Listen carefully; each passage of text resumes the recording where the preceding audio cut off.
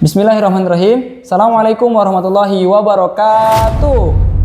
Nah, pada kesempatan yang berbahagia kali ini, balik lagi sama kita di podcast Asik Part 2, bahas politik komunikasi bersama saya Muhammad Miftahul Huda-Khairi dan rekan saya Rilfi Syahabil Novian. Nah, nggak kalah seru dari yang kemarin nih kan ya, Pi? Betul itu. Kali ini cuman kita bakal lebih spesifik bahas tentang teori-teori yang ada di komunikasi politik kemarin nih. Betul itu. Jadi kita bakal bahas fenomena-fenomena ya. Gue bakal baca fenomena pertama, lu bakal baca fenomena kedua ya. Ya, betul. Nah, di politik komunikasi ini ada beberapa bentuk komunikasi yang kita pilih nih, atau public relation-nya lah, atau politik hubungan masyarakat politik lah ya. Dan secara sederhananya itu, public relation politik itu adalah usaha yang dilakukan oleh pemerintah atau aktor politik untuk membangun hubungan yang baik dengan masyarakat. Tujuannya untuk bisa menjelaskan kebijakan, membentuk citra, menghadapi kritik, dan menjaga kepercayaan publik. Nah, public relation dari pemerintahan itu yaitu tadi orang-orang yang menjaga citra dan nama baik dari pemerintahan tersebut. Berarti kita ini ya public relation ya? Ya, kita nih bisa nih jadi public relation. Kita bisa nih masuk ke pemerintahan buat apa? Kita yang menjaga nama baik. Iya. Kita menjaga nama baik. Terus nanti kalau misalkan ada orang kritik, jadi kita yang ngadepin kritiknya. Terus kita juga bisa menjaga kepercayaan publik dari kebijakan yang disampaikan pemerintahan nih. Kita daur ulang lah istilah kata. Ya, betul. Terus nanti kita sampaikan secara lebih lugas, lebih bagus, dan lebih enak didengar oleh masyarakat. Jadi by the way ini kita masih ngebahas program MBG kemarin. Kita masih bahas, kan? cuman kita lihatnya dari perspektif yang baru, biar apa? Biar nggak stereotip. Jadi stereotip itu apa sih? Stereotip itu pandangan tanpa kita melihat kanan kiri. Jadi nggak objektif, asal ini pokoknya ini gitu jelek, gitu, kita bagus, fokus ngeliat ke depan gitu ya. Jadi stereotip tuh gitu. Apa yang kita lihat depan mata itu yang kita judge, kita nilai gitu. Nah, kita gitu. di sini mau memberantas stereotip jelek itu tadi. Jadi kita harus lihat dari semua sisi nih. Pertama dari MBG tersebut harus ada dong namanya public relation ya. Ya, betul. Nah, jadi harus ada PR-nya nih, public relation politiknya. Untuk apa? Menjaga citra baik dan menyampaikan aspirasi kritik dari masyarakat gitu. Nah, kalau misalkan Ana mau denger nih dari antum, kalau fenomena politiknya itu apa sih sebenarnya yang lagi dibahas? Upaya pemerintah Indonesia nih dalam menjaga kepercayaan. Kalau aku tahu ya, sepanjang 2026 nih, khususnya pada bulan April lah, itu program MBG itu berjalan lancar gitu loh.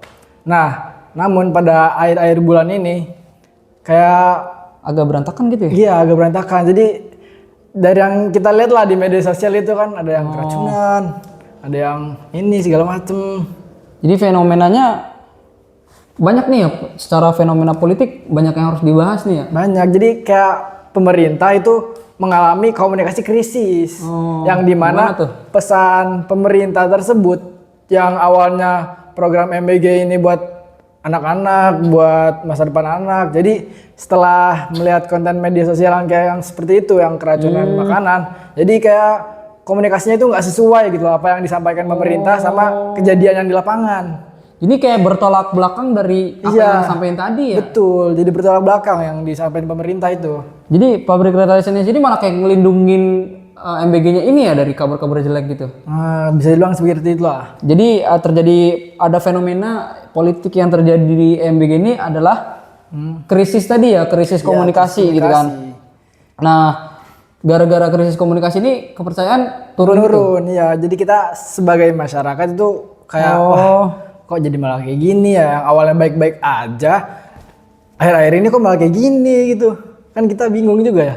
Iya, ya jelas sih, bingung banget nih kan, katanya 15.000 kan. Iya. Sekali makan 15.000 nih, ternyata pas dilihat ya begitulah. Ya begitulah kan, roti seribuan ya kan. Buah jeruk lagi kan. Iya. Bosen jeruk mulu ya. Apalagi yang ada makanan basi tuh ya Allah. Aduh, parah banget ya. Nah, penting banget di sini kan perannya seorang public politik ya. Iya, public relation dalam politik ini. Buat ya tadi itu gimana aspirasinya tuh mungkin ya pemerintah tuh mau aja benerin, tapi nggak sampai gitu. Ya. Kabarnya tuh nggak sampai dari mulut kita ke mulut pemerintah gitu. Jadi harusnya tuh pemerintahnya turun langsung ya gak sih? Bener gak sih? iya benar Harusnya sih. turun langsung. Tapi kan sebelum mereka turun kan harus ada ajudannya dulu, publiknya tadi buat ngecek dulu lah. Iya. Ya. Kecek, datanya dapat, baru disampaikan ke atasan. Itu kan nggak terjadi kan. Akhirnya krisis komunikasi kayak tadi kan. Ya, jadi misalnya udah kejadian krisis komunikasi seperti ini, jadi gimana caranya seorang public relation dalam pemerintah tersebut itu gimana caranya tanggung jawab buat apa? Buat ngembaliin citra kepercayaan kita, kepercayaan masyarakat kepada pemerintah gitu. Jadi bukannya kabur ya? Bukan kabur. Bukan kabur, tapi kita benerin bareng-bareng, kita tata ulang, Benar. kita masukin lagi yang Walaupun memang nggak cukup dengan berita-berita, 1 berita 2 berita, tapi tetap harus ya kan? tetap harus Dibenerin ya. benerin. Selangkah demi selangkah lah ya, nggak Kayak, bisa langsung iya. semuanya gitu Kayak kan. contohnya kayak transparansi anggaran, terus kayak apa namanya? Betul, nata program dapurnya, Iya, nata program dapurnya kayak Jadwal kita tuh masaknya datang sendiri ke gitu. dapur-dapurnya gitu. ngecek langsung nih kualitas ngecek langsung. makanannya itu gimana yang harus didapetin. Karena kan ini program lumayan krusial kan untuk pertumbuhan anak-anak ya kan. Betul. Jadi nggak boleh asal-asalan. Tapi mungkin itu aja nggak sih yang kita sampaikan. Nanti kita sampai jumpa di part ketiga ya. Semoga part ketiga kita bahas yang lebih seru nih. Koperasi Desa Merah Putih. Menarik ya deh. Menarik banget nih. Bener ini. Masa tengah-tengah hutan. Keren kan? Iya, Di tengah kuburan. Siapa yang mau beli? Gak ada yang beli kan? Nah nanti kedepannya kita bakal bahas ya di isu politik lagi. Jadi kita nggak akan bahas secara kebermanfaatannya. Kita bakal bahas secara gimana sih jalannya sesuatu ini. Karena kan suatu organisasi pasti ada komunikasinya kan? Pasti, ya, itu kagak mungkin bener. antara pegawai sama bos diem-dieman baik terus Iya. tiba-tiba jalan kan? Nggak mungkin. Nah, pasti bisa, ada nggak bisa. sektor komunikasinya dong. Benar, iya. Nah, mungkin itu aja ya. Iya. Aku Miftahul Huda Hoiri dan Saya Rilfi Syabil Novian. kita pamit undur diri. Wassalamualaikum warahmatullahi wabarakatuh.